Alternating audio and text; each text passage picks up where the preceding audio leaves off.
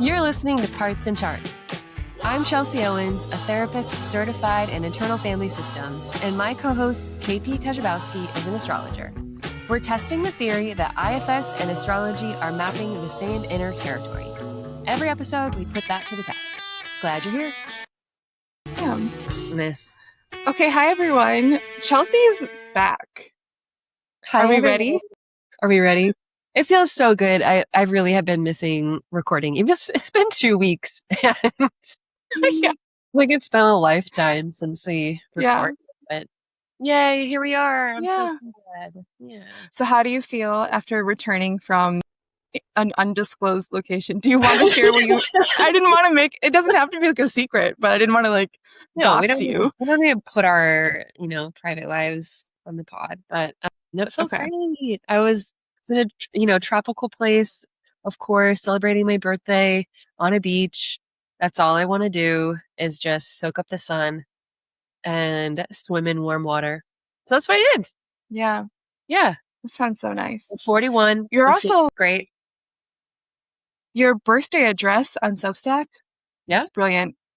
Really? So we should link that. We should link that in the show notes. It was like 1% birthday address, and I'd say 99% just talking about the Cancer archetype, which is like some thoughts I wanted to put out there about, and maybe that it was more of a Cancer address because of the crybaby aspect of like what I see online. Just feels so, and the like hyper caretaking role that Cancer gets put into. We'll do a whole episode about that, about caretaking and caregiving. Yeah. That idea you shared about like, well, maybe Cancers are always crying because they're so tired from taking care of everyone around them. Yes. Like, yeah, I think that's, it's like the what's it called? The stereotype persists because it's the result of what's actually happening. Yeah. That was interesting to think about. Yeah, it's a symptom of what we're always being asked to do. Yeah. Okay. Yeah. Yeah. When I was really young, I read a list of like qualities of the Cancer, like someone who has a Cancer sun or whatever. And one of them was competent.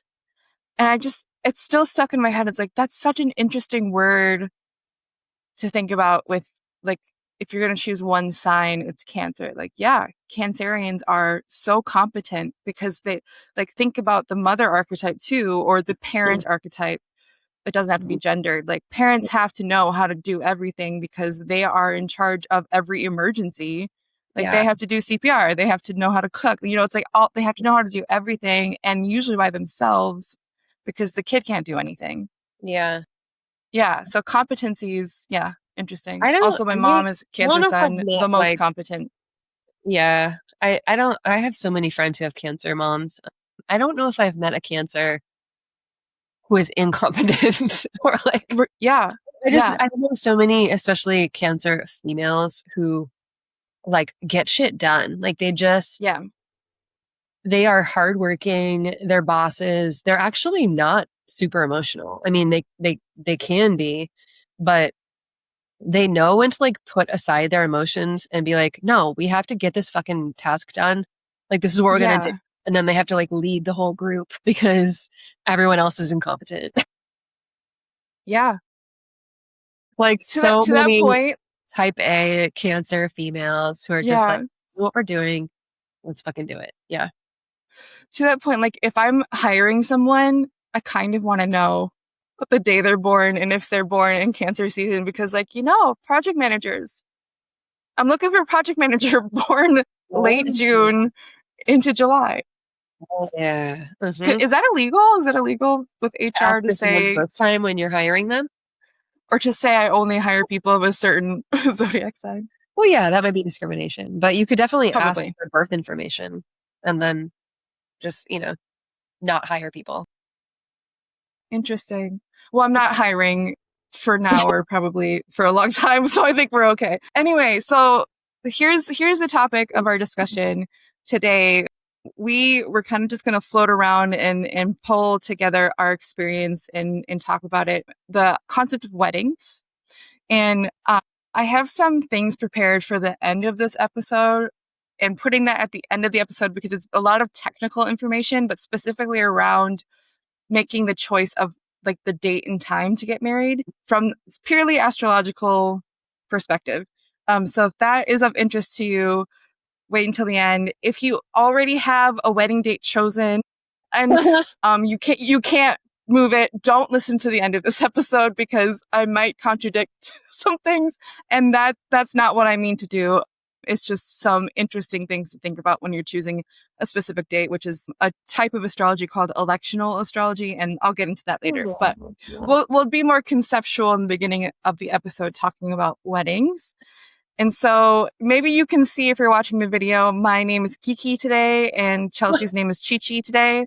So Chi Chi, when we're thinking about weddings from your perspective as like a parts work IFS therapist, maybe art therapist, like what comes to mind as like an interesting aspect to weddings? Well, I mean, a lot of people come, not a lot, but many people come to therapy to try to like answer this question. Not necessarily like when should I get married, but like whether I should marry somebody or not. Yeah, I was just having this discussion with my supervisee last week because yeah, we were going over like, you know, how, in general, how people come to therapy with a big question like that. And they usually want an answer.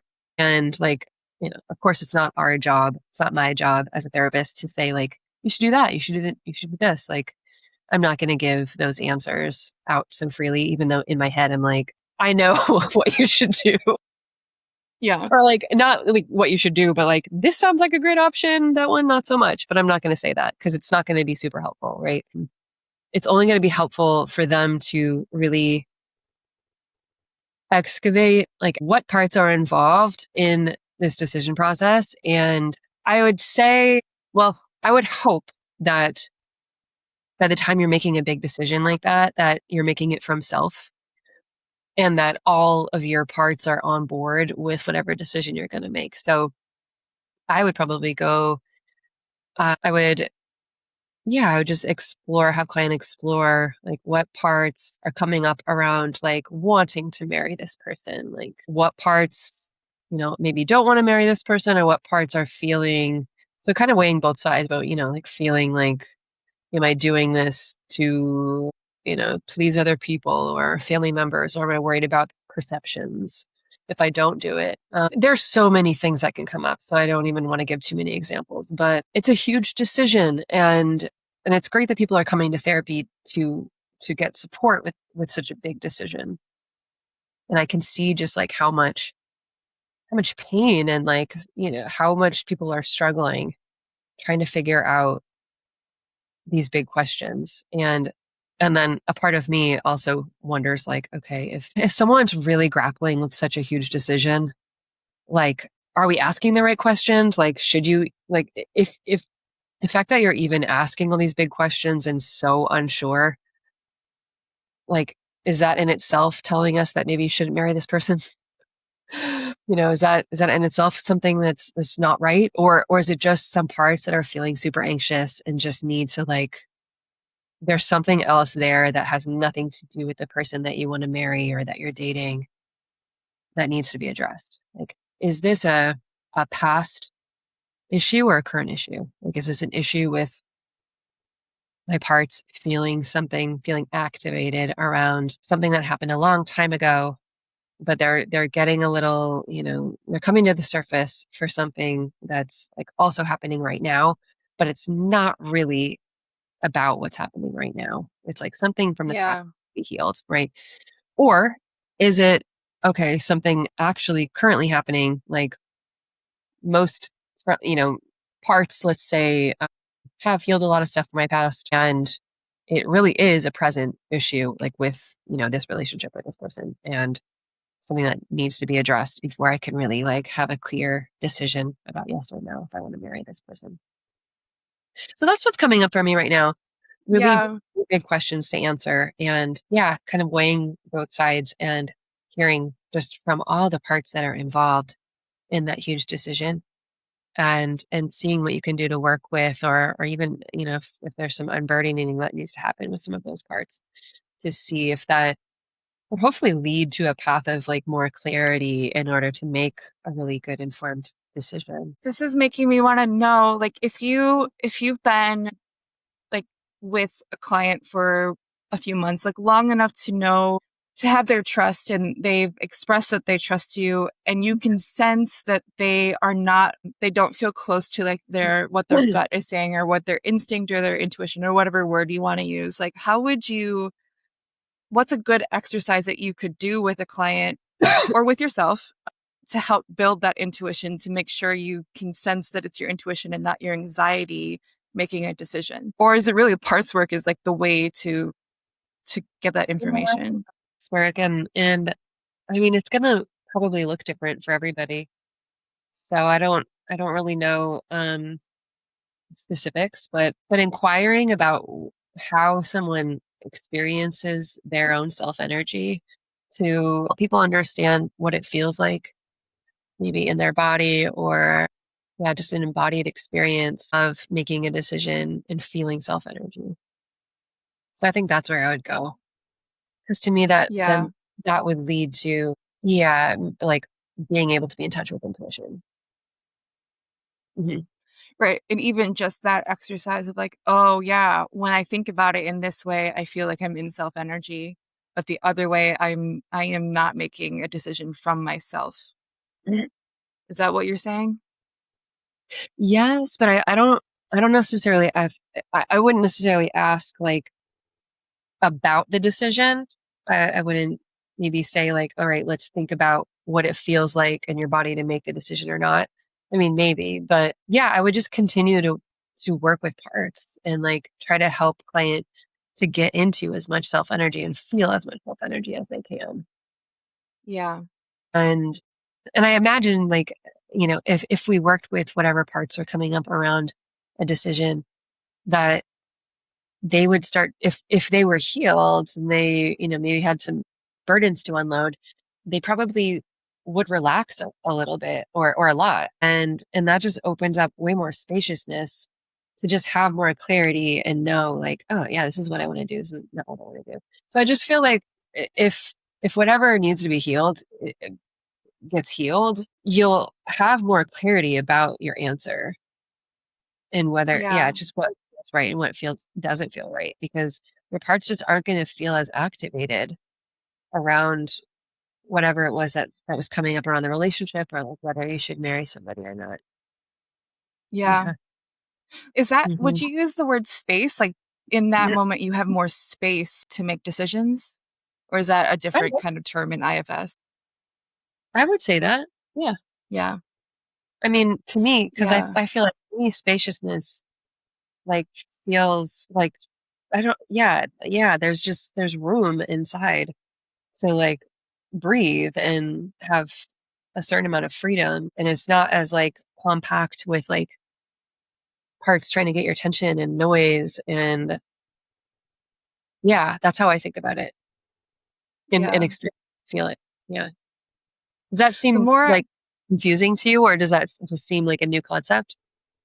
No, it's really clicking, and maybe my face is like question marking, but maybe my brow is furrowed, but I'm Yeah. thinking about just like the older I'm getting, I don't know if it's because of age. This Yeah. is something I think about all the time as an astrologer. I'm a time magician. Like it's all about the quality of time. But I Yeah. don't know if it's that I have aged or that I have been more intentional about making space inside of me so things don't feel so dire or like they're not Yeah. so high pressured. Yeah. And so I can make decisions because I don't have this like, sorry for the language, but like gun to my head kind of feeling that I have to make a decision. And I think that's Yeah. because I've gone through therapy. I've really like sat with really uncomfortable things. Yeah. Yeah. Yeah. So I think that's what I'm thinking about right now is Well, and so exactly like what you're yeah. saying, like, sorry, I imagine like that they're, like you said, a gun to your head, or what it feels like, having a gun to your head, like that's probably a part, right? That's like Yeah. putting that pressure on you. And if that's not feeling, if that gets addressed, if that part like becomes, kind of more integrated into your system, it's just not going to be doing that. And then, Right. you're going to be able to like just sit and be like, all right, I know what I want to do. Because I'm not feeling that urgency. I'm not feeling this part that's like freaking out. Yeah. I mean, it's I obvious to us as we're talking about it, but it's like, it's a little bit harder in practice, huh? right. Or it can be. And so like I have so many pins about marriage and weddings, and I'm trying to like choose which one I want to express at one point. But Yeah. there's that like the common wisdom that's shared is like don't get married young. Yep. But there are exceptions to that rule. And so like how do you know if you're the exception to the rule? All these things. Yeah. And as an astrologer, like, yeah, don't get married before your Saturn return because whatever. Really? Or don't, You say that? I think that is something to consider for some people. I got married like right at my Saturn return. Wait, 29? And I'm not saying, I think I had just turned 29. So yeah, I was like 6 months after my Saturn return. The ongoing joke But on the pod is that KP got married like when she was a child. and nope, I just got married in my 20s, the last year of my 20s. But my husband was 20. He was 27. He was like 1 month from turning 28. So that was before his Saturn return. So like, does that mean we're going to get divorced someday? No, like, because he has a level of maturity that most people don't have like into their 80s. So I feel safe about it. Plus, But I'm you guys bringing are this up. partners. It's just different and it's more normalized where you are in the world. I think it is. You treat the Midwest like we're Amish. Hey, I'm one of you. I lived in a city, okay? I lived in I'm Metropolis. also a part of the Amish, but I moved away, so I'm kind of an outcast and a weirdo now. But and all that to say, like, I don't fit in there because of these reasons, because I didn't get married Yeah. when I was that age. But I know Yeah. pretty much everyone I know from the Midwest got married around that time. So it's like very normalized. Yeah. Yeah, it is. It's interesting to think like when my mom got married, I think she was like 21, and she was Yeah. like one of the last in her friend group to get married, Isn't that crazy? Yeah. Yeah. And then like I was one of the first in my friend group to get married. Yeah. So it's also a generational thing. Anyway, where was I going with this? I just can't imagine being 21 and making this kind of decision in my life. There are some 21-year-olds who have the maturity or the space or the options, the freedom inside of their system to make a decision that is that big, that has a lot of consequences. We don't talk about the benefits of marriage as much, I guess, but it's just a huge decision that I wouldn't trust myself at 21 with, because as an astrologer, there were some things I had to go through and process and, work through in order to commit my basically my life to someone and to be someone that you could commit to, like honest, integrity, all these things that I didn't have when I was 21. Mm-hmm. Anyway, so Yeah. that's what I'm thinking about. Is that I think age does have a factor, and it's also like your willingness to grapple with uncomfortable things and make space. Yeah. Yeah. I know. I am going to speak for a part of me that I'm noticing right now and I'm unmarried. So like my parts have a lot of feelings about marriage and I'm a therapist. So that would like wants to like warn younger people of getting married too soon and feels like, oh my God, there's so much life to live in your 20s, like so much to figure out, and like how great that you get to do that freely on your own and like experience life and all the fun things that can happen. And like living alone is like I would prescribe it to everybody at some point in their life to be able to live alone. But I also know that not everyone's like as excited to be on their own as much as I am. Yeah. I know a lot of people struggle to be like single, but also like to be, unpartnered or completely on their own. And I love it. So I think I have parts that are like, everyone should experience that, or everyone needs to be able to be on their own first before they can experienced partnership. And I don't know if that's true, but I definitely have a part that feels that way. That's like, I just want everyone in their 20s to like fuck around and find out and have fun and make mistakes and enjoy. And why would you want to be coupled in your 20s? But that's so coming from a part of me. I know a lot of people are happy doing that, and that's great. And learning a lot in partnership as well. Yeah. So yeah, Yeah. And like some people see marriage as like part of life opening up for them. And I don't know if I'm one of those people. Mhm.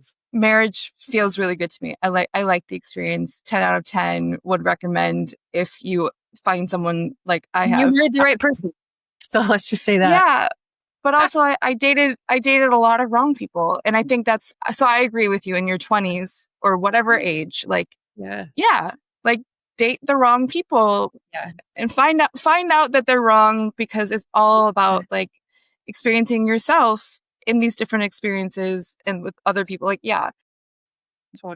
And like when I was younger, I thought it was such a closed-minded thing to say that marriage is a financial agreement, or like you need to enjoy your like future spouse's family before you decide to get married to that person. I thought that was so old-fashioned and kind of just like, no, like love is all you need. And now that I'm married, I think we're almost 8 years. Like, yeah, actually, if I was married into a family that sucked, like it would be misery. But like, I'm so glad I got to know Marty's family and that they're very good people. They're good to each other. They're generous, like all these things.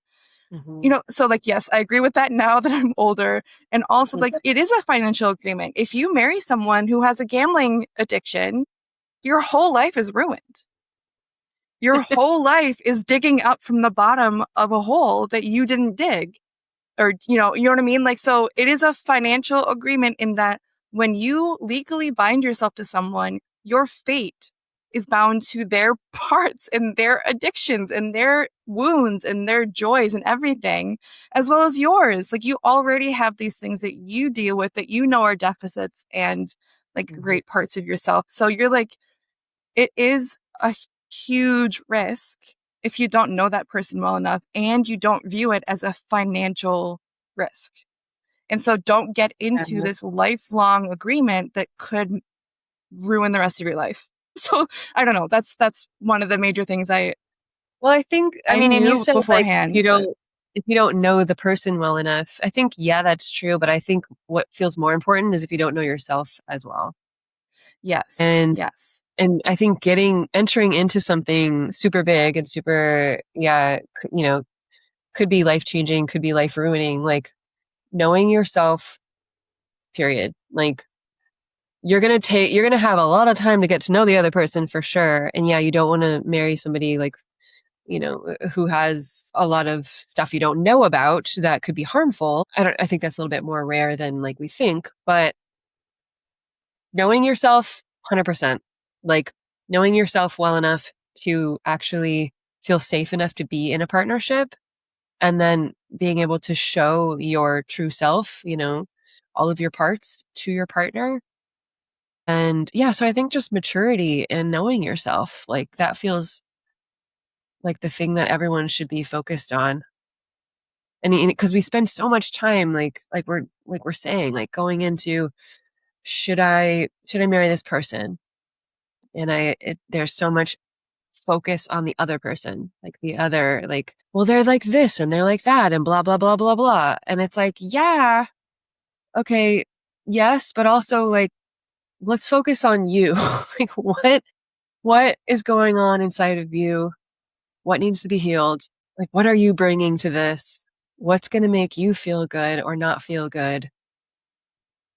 Like, that feels super important to me. I really love that we're having a conversation between a 7th house moon and a 1st house moon. Yeah, say more. Because you're advocating for the self in the agreement. Yep. I'm so concerned with the other in the agreement. I know. Yeah.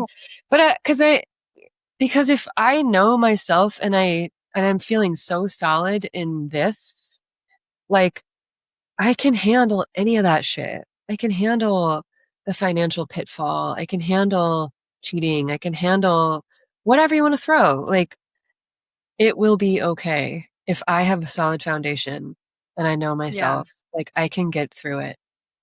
And I think a lot of people are pretty terrified and their parts are pretty terrified that they're not going to be able to get through it. That these things are going to be life enders, you know, and it's going to ruin me. And it's like, it's not. It won't. It'll suck. It'll feel really, really fucking bad. And you'll probably have to go to therapy, but that's why we have therapy. But like, you'll be okay. You know, you have to, your relationship to self is so important. Yeah. And still also make sure you don't marry someone who has a gambling addiction. I mean, yeah, it's not like An active. not Yeah. ideal, but like you can get through it. Yeah. Yeah. And yeah. See, I'm not a therapist, and so I can say such intense things, and now I'm like regretting it because you love the dramatic sentences. And I'm not condemning people who have addiction. I'm just saying like that would give me that would be. I don't think am I saying something that is limiting? But I don't know how I would cope if I had that financial agreement with someone that was so out of my control. You know what I mean? Yeah, I think that brings up a good point that like there's a lot that we can't control when we're merging with another person because we can't control the other person. Right? Yeah. And finance is definitely one of those things. Yeah. And it's like, yeah. Like this affects me too. Like, yeah. Yeah. Mm-hmm. On that note, so in astrology, we talk about the 7th house as being the house of marriage. It's that following house, the 8th house, where we talk about combined resources and debts and like things that you exchange in that marriage. And sometimes it is talked about as your marriage partners or your business partners' assets. Oh, yeah. Yeah. So like after marriage, you really quickly move into the 8th house of intimacy because there's such high risk in that experience. Anyway, that's a little tidbit. Yeah. Yeah. Yeah. My Pisces house. Yeah. Mm-hmm. Yeah. You have Pisces there. Pisces is, an interesting 8th house, I think. That's all Leo risings in the ancient system have a Pisces 8th house. And Pisces is the energy of like unconditional love and acceptance and harmony amongst all people, you know? Cute. And also, they have no boundaries. Is that why I'm like, if they have a gambling addiction, it's okay. Maybe. And mine is a Leo 8th house, and I'm like, don't fuck with my light. Like, I don't mess with me. Like, I need you to do good by me and yourself. That's so true. Yeah, so maybe a little more fire with my feeling around that. That's true. Yeah. And this is okay. And because Aquarius is my 7th house of marriage, like the whole conversation we had before we were online, how I'm just like super, I don't know if I could see myself in a non-monogamous marriage or relationship, but, and maybe because also I'm a therapist, so I see all kinds of dynamics and I'm so I'm just like open-minded. And so I can see all these things working for a lot of people and not working, but I think that's also because Aquarius is like the alien, the weirdo, the kind of unconventional thinker, that I'm just kind of like, whatever. If I'm married 4 times, it's cool. If I'm not married, it's cool. Like spend a bunch of time alone and get married whenever you want. Marry a few people. It's all good. But is that right? Is that Aquarius 7th house? That's how you're feeling. So it feels right. And I think like also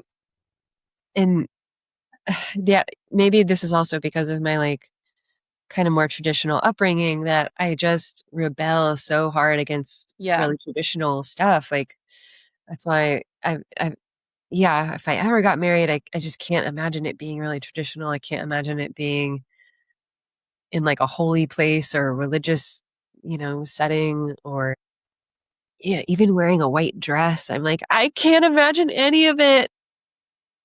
Yeah. Bridesmaids, like it makes me cringe a little bit for myself. And I love it for other people, but when it comes to me, I'm just like, oh man, that just like does not sound like me. I just can't imagine. It has to be alternative. It has to be some other way. Yeah. So maybe that's also that makes sense to me for the Aquarius 7th house for sure.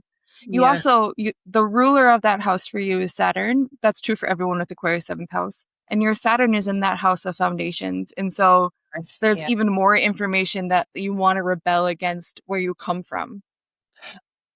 You know what I Oh, mean? So there's some interesting information there. And I think Saturn's aspecting another planet, I can't remember of yours, that could give you another Pluto? information about why you don't Yeah. want to wear a white dress. Really? Do you remember which one it was? I think maybe it was your Mercury. Really? In the first? I think so. We're not 11th. It's not like opposing Gemini. No, No? your Saturn's in the 4th house, and it's I think it's squaring your Mercury in the first. Really? So there could be something too about like self-expression, like Mercury as like how we express our ideas, connected to not wanting to wear a white dress. Fascinating. Something like that. Yeah. So Wow. yeah, there's a lot of information that we can get about the 7th house just by bopping around and seeing who's talking to who. Yeah. So Yeah. basically, seventh house is the marriage house. But what are some other ways, or what would you also look for like marriage clues in the chart? Ooh, I know. I think I want to take a card out of your deck. Is that the phrase? Something out of your something, and talk first about the self. So Okay. like before all else, being intimate with your chart ruler, so the planet that rules your first house, which is the house of self, Yes. is so important. So if you feel like you are embodying or in some way expressing that planet's energy, that's a good place to start. Oh, So yours is the sun, mine is Saturn. So if you're acting in that archetype, you feel very confident there. Cool. I think you're ready to get married, possibly. really? And then you look at the 7th house and whatever's happening in the 7th house. So maybe there's a planet in there that is aspecting another planet that'll give you a lot of information for who your partner is. And this could be business partner. Hmm. This could be marriage partner, but it's like that partner in your life that could wreak havoc. So the 7th house is also called the house of known enemies, by the way. And yeah, your marriage partner is most likely to be your most intimately known enemy because Yeah. the person that you have squabbles with more than anyone else in your lifetime, probably. So thinking about that, any planets in the house will give you information. If they're talking to anything else, aspecting something else, that'll give you information. And then the ruler of that house, wherever that is in the chart, will give you a lot of information about who your partner is and maybe what your wedding will feel like, what your marriage will feel like. And also, like, it's not fate. Like, it is fate. We can talk about it as like, yes, this is the energetic signature of your life. And also, you can use that energy to express it more precisely or more profoundly. And I can talk about mine because it's my chart. I have the moon, Chiron, and Jupiter in that house. And interestingly, maybe I have only had significant relationships with people who were ruled by the moon or ruled by Jupiter. Yeah, Cancer So guys. Hmm. yeah, I've dated a lot of Cancer suns, not a lot, but I've had serious relationships with Cancer suns and Sagittarius suns, and maybe a Pisces, but probably not. One of my best friends is a Pisces sun, so I consider him a 7th house person for me. Anyway, so like that, I already know right away that those planets are connected to who my partner is. So the planets sometimes show up as people in Yeah. your life. I'm also a twin, and it's been a great relationship and a very difficult relationship. So I attribute my Chiron to my twin Oh, in that house. And true. also, like, we shared a body for a while. So my moon being in that house really connects to my relationship with my twin. Hmm. So already right there, I have a lot of information about who the like major partners of my life feel like to me. And Hmm. it's also interesting that the ruler of my 7th house that is in Cancer is the moon, is in that house. And so there's this kind of like spiralic feeling of like a partnership was always going to be very important to me Yeah. in many different ways. And so it did make sense to me that I got married young in your mind. I mean, I started dating Marty when I was 25 or something. So that was really young in my mind Yeah. because my moon was in the 7th house and my 7th house is ruled by the moon. So applying that to your charts, let's say you have a Libra 7th house and your Venus is in the 10th house. The 10th house has a lot to do with the exterior life, public perception, career, where you put your effort out into the world. So the ruler of your 7th house is in this exterior, the facing house. Like, it's likely that your partner has something to do with your career, or you meet them out when you're shaking hands and kissing babies or something like that. Like that, it's likely that you will find your partner in that expression.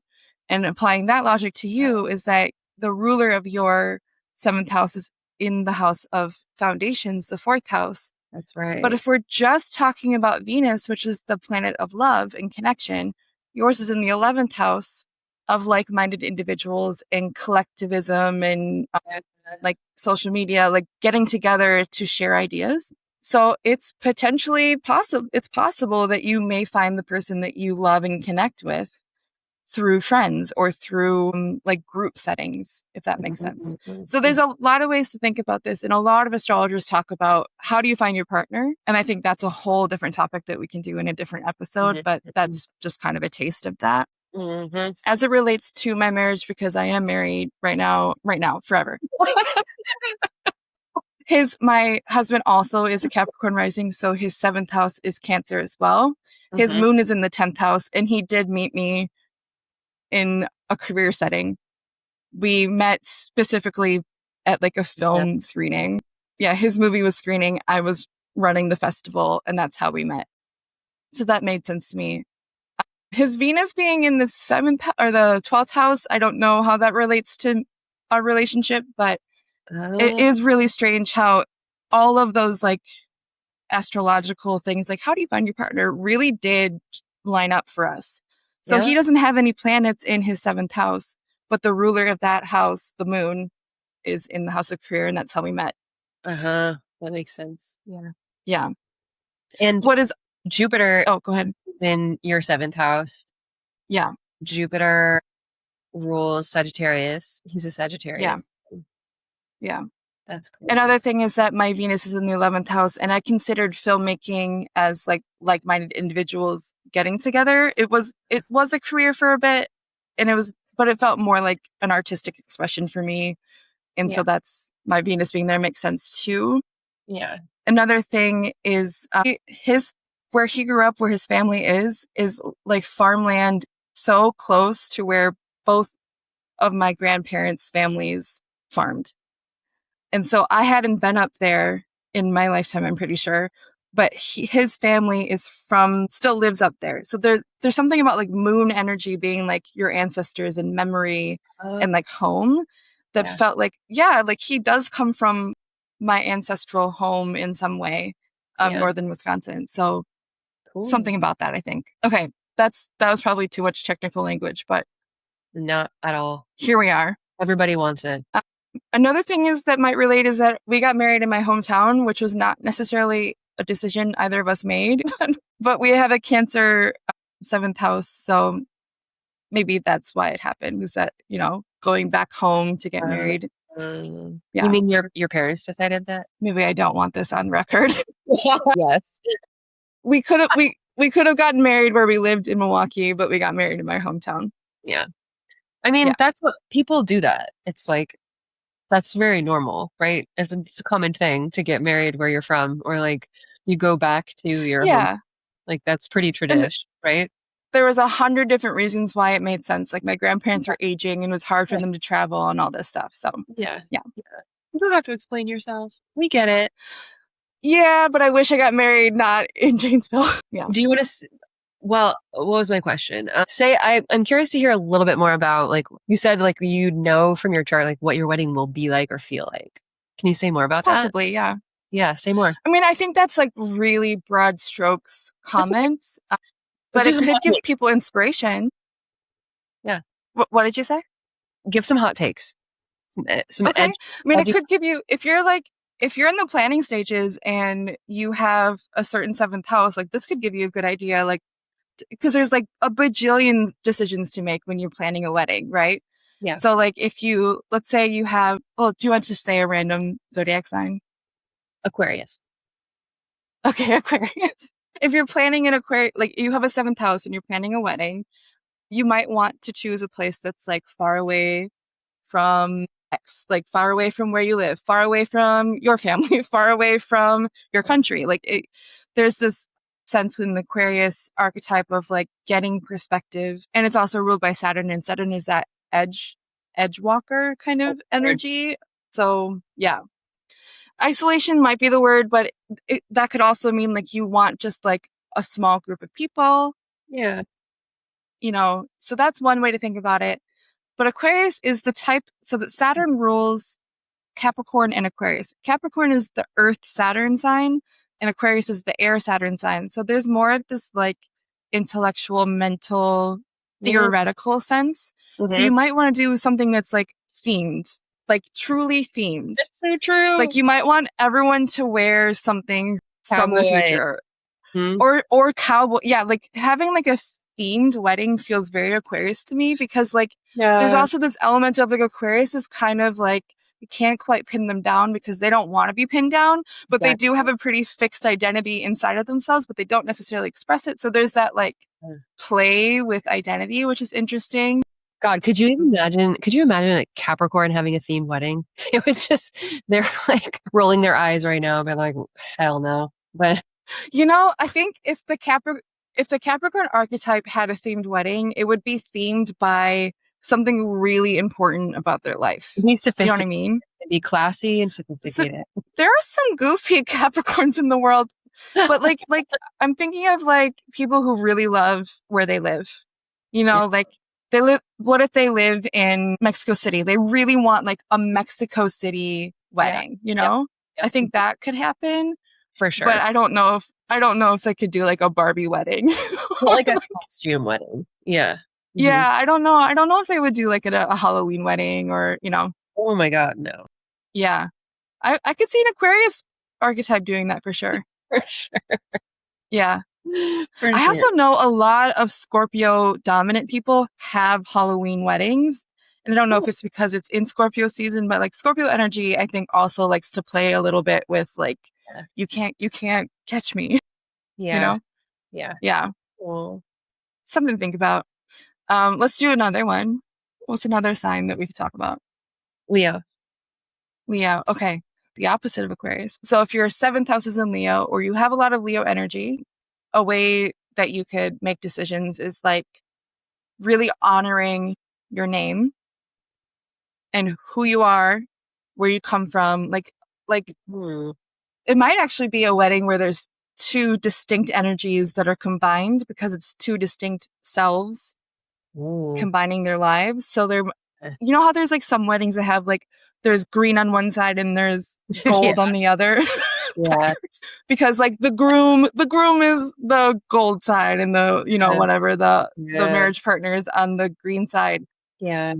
And they do like that sand thing with two different colors and it mixes. Like that feels very Leo to me. Oh. Because like they're honoring that they're individuals, right? Totally. Mm-hmm. I don't know. Leo's harder because Leo also really enjoys aesthetic because aesthetic helps with, like, for lack of a better word, branding. Yeah, it's so true. And Leos are so great at like, they're so great at brands because they're like, this is what we are. This is how we do it. There's not a lot of room for, what's the word? Like ambiguousness. Yeah. Ambiguity. Yeah. So it's hard to say what a Leo's wedding would be like because they already know who they are. Does that make sense? Yeah. A Libra 7th house, though, it has to be beautiful. Pretty. And like chic. Pretty. Yeah. And so you probably don't want like, what is not pretty? A race car wedding. Yeah. Or something like that. Like in a chic library. Yeah. I don't know. Yeah, it would be classy as fuck. Yeah. Yeah. Okay, where do we go from here? What's the funnest wedding you've ever been to? No, just kidding. You don't have to say. I don't know if this is just people flattering us, but we have been told so much that ours was like, we get texts still. It's like 8 years later. I got a text from like one of my college best friends, like, we were just talking about how your wedding was the most fun wedding we've ever been to. And I was like, really? It was only like 4 hours long. Only Yeah. 4. Wow. Wow. Or maybe it was shorter. It was like 11 to 4 p.m. Yeah. Whoa. You didn't have night Yeah. It dance? was we had like 20 minutes of dancing. Whoa. It was a brunch wedding on a Sunday, Whoa. and we had like beer mimosas and a donut wall, and it was a buffet, like brunch buffet. And I think it was fun because almost everyone had at least a couple people they knew there. Nice. Yeah. And so, didn't have that awkward, like standing in the corner, like with your date kind of Oh my God. energy, at least I think. Also, Marty's family is humongous. They're Polish Catholics. Yeah. And so half the room was family. So it just felt kind of like everyone was getting back together. So it had good energy. Yeah. Yeah. And our ceremony was like 18 minutes long. And I was very proud of that. And we did our own, I probably shouldn't say this, but we did our own vows. And I went second. And our rule was that like we could only do vows that were like 2 pages long or something. Like, don't go over 2 pages. And the first thing I said when it was my turn, I didn't even realize how it would come off, but I said I cheated. And then I paused and then I said, because I wrote longer than we said we would write for, and I had like 4 pages for my vows. And there were like gasps in the room, like, you cheated. Like, no, I mean, like I went over the page count. Oh my God, Yeah. how pathetic. Yeah. And so maybe that was fun. Maybe that was a fun part of it. I'm so sad that I didn't know you then. Like, I'm sad I that I missed know. your wedding. It's like, I think you would have had a lot of think fun. about that a lot. I'm like, God, that's really weird to make friends, become good friends with somebody like after they've like, hit certain parts of their life. And I'm like, oh my God, I didn't get to go to your wedding. That's weird. We can have another one. Can you do it again? Okay. Just you, Marty, and I. Yeah, just to satisfy me. Yeah. Okay, from here, do I want to talk about like choosing a date, or do we? Give us what we've been waiting for, which is all the juicy information. Okay, so I'm going to say the caveat again. Any date you choose is a good date to get married if you love the person you're marrying. You can't make a bad choice. Yeah. But if you really, really want to subscribe to like picking a date, I can give you the reason why it might feel important to you. And that is like the moment you get married, and you can choose the moment differently. I chose the moment that like we were saying our vows, and that's what I look at when I'm looking at our marriage chart. But that sets in place the birth chart basically of your marriage. Yeah. And you can get really good information about like this, like the energy that's happening in your marriage. So like the 7-year itch corresponds with the first Saturn square of your marriage. And so, yes, it's pretty common for marriages to end if they're going to end at the 7-year mark, because that's when Saturn in the sky is squaring Saturn in your marriage chart. And so that's a challenge point. And Saturn brings challenges. Like Saturn won't let you continue in an inauthentic situation. Yeah. So there's sometimes very high pressure, sometimes there's not pressure at all. And usually if you don't feel pressure at the 7-year mark, it's because you've already worked through the authentication process with your partner and you're good to go for another 7 years, and you do another check-in. And Saturn will make sure you have that check-in. So the 14-year mark is another mark where like, do we want to keep going? And there usually is some tension there. Anyway, so choosing the date and time of your marriage is important. You can, on your wedding day, you can choose the moment you put on your dress, whatever. You can choose the moment that you do your vows. You can choose a different moment during the day, but the moment really does change everything. Just like in a birth chart, if you're born at 8 a.m., you have, let's say, a Sagittarius rising chart. But if you're born at 1 p.m., you will have a completely different rising sign. Yeah. So I want to stick to the day first, and then I'll talk about how to do rising sign stuff. So there's a couple of things that I've been reading up on, and I do subscribe to the more I'm reading about it. The first thing is when a planet is in retrograde, and that planet is very important to your birth chart or your partner's birth chart, you may want to wait until that planet is out of retrograde. So let's say that you are both Gemini rising or Virgo rising, which means Mercury is your ruling planet, and Mercury is retrograde the week or so that you want to get married. Maybe wait until like a couple more weeks when it's out of retrograde. Another thing is that Venus retrograde is pretty widely understood as the moment. It's 40 days long or 42 days long. I think it's 40 days long. Venus retrogrades every once in a while. It's not every year. And Venus is a planet of love and connection. And when Venus is in retrograde, that is often when people in relationships start to have those moments where they're like, do I want to be in this relationship? There's just like this energetic, like, is this working for me? Do I actually want this? And this can relate to your job. This can relate to anything. We're about to experience a pretty significant, I would say, Venus retrograde because of everything else that's happening in the sky coming up. So Venus will be retrograde in Scorpio and Venus this fall. And I just found out, looking at my marriage chart, that Venus is in retrograde for our marriage chart. And the wisdom behind that is that when you get married during the Venus retrograde, there's just this energetic resonance of like maybe doubt or dissatisfaction when it comes to connection. I don't feel that in my marriage. So like really take that with a grain of salt. Yeah. But if Venus is super, super important to you as a person or in your birth chart, I would highly suggest choosing a date outside of Venus retrograde. Again, it doesn't happen every year. It's only 40 days long, so it should be easy to avoid that. But there are a lot of celebrity couples that get married during a Venus retrograde that get divorced during the next Venus retrograde, which is an 8-year cycle of the next Venus retrograde in the same sign. Yeah. So every 8 years, we have a Venus retrograde in Scorpio or Venus, or Scorpio or Libra. So 8 years ago, when I got married, Venus was in retrograde in Scorpio. So every 8 years that will happen. Anyway, so I think there is something to just like be careful about avoiding the Venus retrograde. What's another thing is that there's a concept of void of course moon.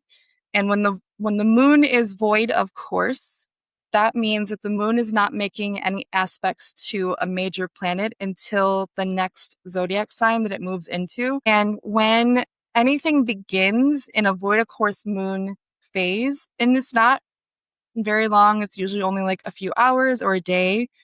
But if something occurs or starts for the first time in that phase, it usually doesn't persist. And I really believe that, especially the ancient version of the void of course moon, which like only happens once or twice a year.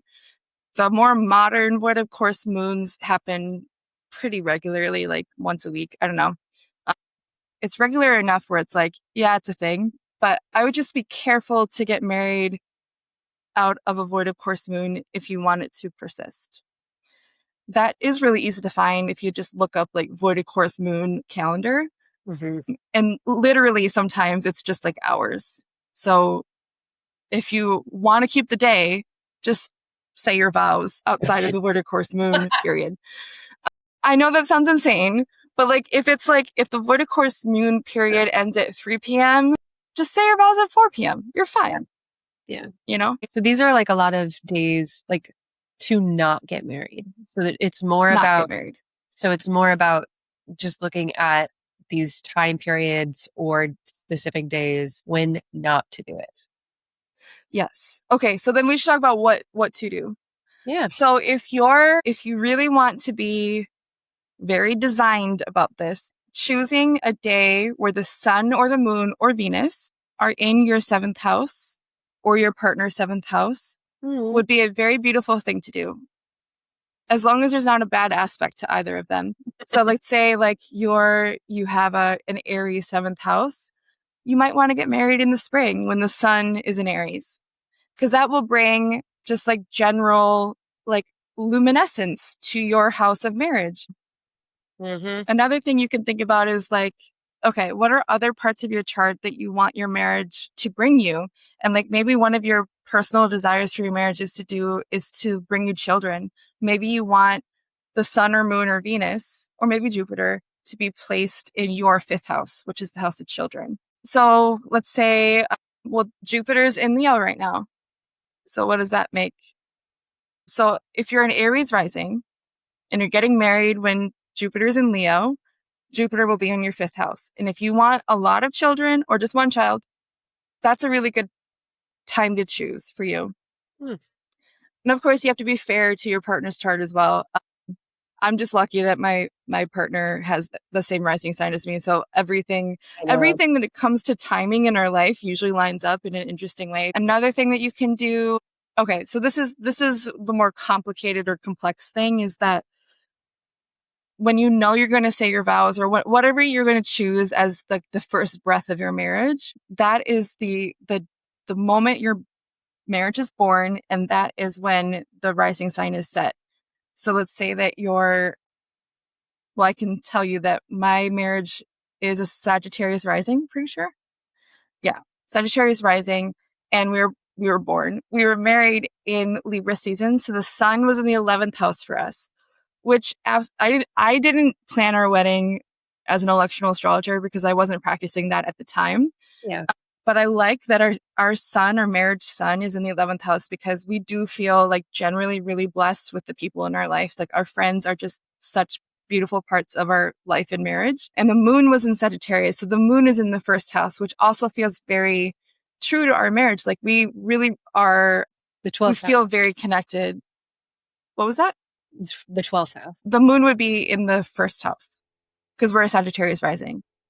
Sorry. Okay. They were talking about being a Yeah. Cancer, Oh, yeah. Yeah. Capricorn rising. Got it. Yeah. Our birth charts, the moon would be in the 12th, but in our marriage charts, at the first house. And that feels very much like the identity of our marriage, is that we're very emotionally like telepathic. And that feels good to me. But there are some really rough stuff happening too. Like we have Venus retrograde in the 12th, things that I would not have chosen if I was designing this. I would have asked to get married at noon or 1 if I knew. So anyway, if you know that there's a difficult planet at a certain part in the sky, you can avoid putting those planets in difficult houses. Like we have Saturn in the second house, which means that our material success will be delayed in our marriage. And that is a reality we're living with, but we're fine with. Yeah. But I maybe would have moved that Saturn over 1 or 2 houses to give us difficulty or delay in a different part of our marriage. So that's another thing, is like if the two of you have a shared value of maybe generational wealth, like that is what you want to do with your partner in your marriage, is build lasting generational wealth. You probably want Jupiter or Venus or the sun or the moon in the second house. And maybe this is the moment when you ask an astrologer to help you find this. But I think it's a really interesting thing that we can talk about, like ethically, about fate, because also parents sometimes choose or avoid certain dates when their children are born by like inducing labor and stuff like that. And I don't know how I feel about that. But when it comes to marriage, I think I would have chosen to get married at a different time, but on the same day, because I really like having our marriage be a Libra sun and a Sagittarius moon, because it just feels like us, you know? Cute. Okay. So I think that's my spiel. Do you want to say anything or ask anything before I move on? Yeah, I have so many questions. Yeah. I mean, I think if everyone should meet with KP if they're wanting to know more information and they're planning. And there's also like, I mean, wedding is such big business that it also, like, that's a whole nother topic. But, you know, sometimes you don't even get to choose what date if you like are so set on like what your setting is or your venue. Like I know, especially in California, it's like impossible. You could be waiting for a whole year at least, right? And there's like one day available. You know, you want this big venue, and they're like, okay, we have October 9th available, and that's it. And you're like, well, okay, then that's it, and I can't choose anything else. So a lot of those factors, just based on venue, feel already predetermined or like you have no control over. So that sucks. Yeah. Also, the aspect of it sucks because I'm sure a lot of people wish they could have a lot more election when it came to the dates and time, but that's kind of the reality of like the wedding industry now, and like living in a beautiful, busy place like California where everyone wants to get married and most people do it on Saturdays, right? So like there's only Yeah. a certain number of Saturdays within a calendar year or even like a season where it's like nice to get married. So that really narrows it down quite a bit, right? But also, you Yeah. don't have to get married on a Saturday. You can get married any freaking day. Yeah, I liked getting married on a Sunday, but we chose that day because we started dating on October 14th. So we knew that we just wanted to keep that date. Nice. I Yeah. also like the numerology. I wasn't really into numerology when we got married, but the numerology of that date is 6, which is partnership, Cute. reciprocity. So I like that. Cute. Yeah. Yeah. What I have actually helped, I not to precision, but I have helped some friends choose wedding dates. And it is really nice to be like, okay, like, do you have like a 3-week span or whatever? Like, do you have like a small selection to choose from? And then I can walk you through which dates like are better and why. And I've had some friends do that with, like, there was a friend of ours that had induction dates like across 2 weeks. Yeah. And she's like, which one is better? And I was like, probably the earlier ones because da da da. Yeah, that was when there was some chaos at the end of the month, but not in the early part of the month. So yeah. But again, I don't know how I feel ethically about choosing a child's date. Yeah. Although it's she didn't choose the date, you know. different from, like, because of like a marriage ceremony is a ritual, you know, it's like you're just Yeah. forming a contract, you're celebrating something, it's a party, it's, I mean, yeah, to reduce it to just that. It's like, yeah, choosing when to have a baby feels a little bit more involved. Like Yeah. there's A like whole a life. human involved. Yeah, that's a lot. Yeah. Yeah. Yeah. The more I talk about it, it's like, oh, this is so exciting. I love choosing wedding dates. It's so fun. Really? Because like so fun. every wedding date or every marriage chart has Saturn and every marriage chart has Mars. You just like try to move them where they won't do the most damage. Yeah. Sad. Yeah. Yeah. Everyone really needs to meet with you to talk about this. I would be honored. I hope it's clear. I think marriage is cool. If I you think we think all it's get cool, that. it's cool. I think we Yeah. all get that about you. Mhm. You're like really into it. And also people who are suffering inside of their own marriages, like it's like it hurts my heart so much to witness that. And yeah, I think just maybe being a Libra sun, it's like it's pretty top of mind for me as like a human experience. Like of all the human experiences, like marriage is really fascinating to me. Yeah. Same. Mm-hmm. Yeah. You should be a couples therapist. Okay. I shouldn't say this on the air, but I was just looking up marriage and family therapist programs in the city I'm about to move to. You were not. My God. I didn't want to tell you. Ah! So now you're telling me online. Yeah, I'm telling you on recording. Yeah, the thought of being a couples therapist is really interesting to me. Really? I don't know if I have the chops, but I don't know if you do yeah. either. But what we talked about before we started recording, I was like, yeah, she should divorce him. I know. Get rid of him. No, it's not just that. It's that you're such a deep feeler, and yeah, which is the topic that we're going to talk about in some episode is how to, what was it? How to be okay with other people suffering. Yeah. Yeah. Not to be okay with it, but like how to yeah, there was a word you used that I was don't remember, perfect. but it's, you know, it's like kind of sitting with other people being in pain. Yeah. Yeah. Yeah. It's a tough one. I can do that. I do that all the time, Chelsea. You can do it. I look at suffering all day long. I just want to say it's so nice to have you back. I don't want to do a solo episode ever again. Yeah, really? You didn't like talking to yourself? No, I enjoyed it, but you're so much more enjoyable. Thank you. I know. So this is when we talk about things. Chelsea has an Oracle deck coming out this year. There's going to be a link in the show notes for you to get on that mailing list so that you can sign up hear for first. updates. Yeah. I'm so excited about it. Yay. What's the other thing that we're talking about? Oh, I think we're entering the season when people are going to start applying to grad school to become a therapist. So we should link to your mini course basically on like my mini course.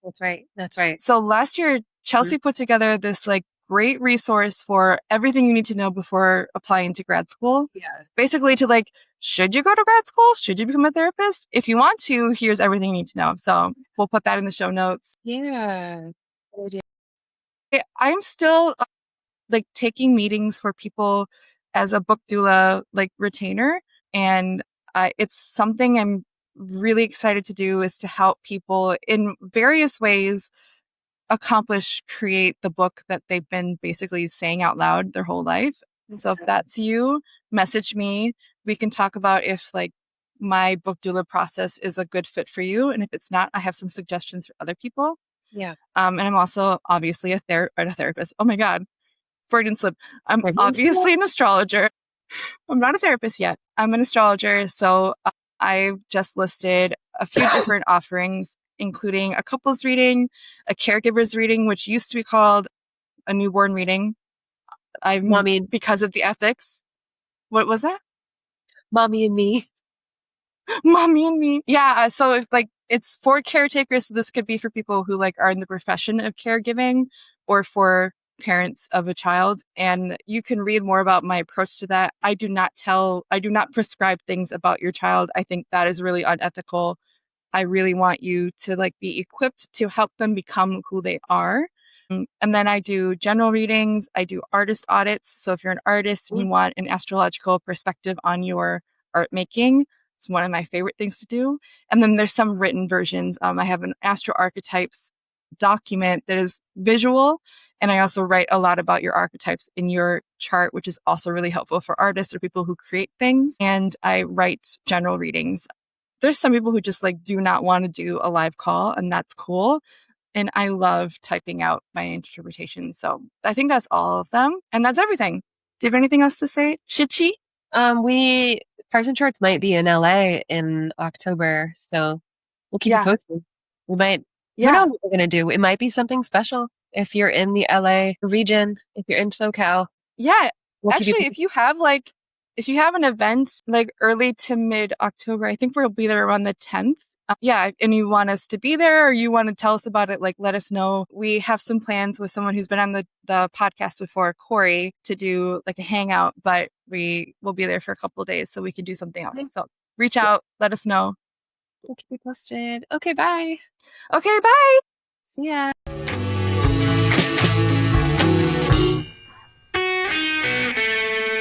Thank you for joining us for Parts and Charts, the IFS and Astrology podcast.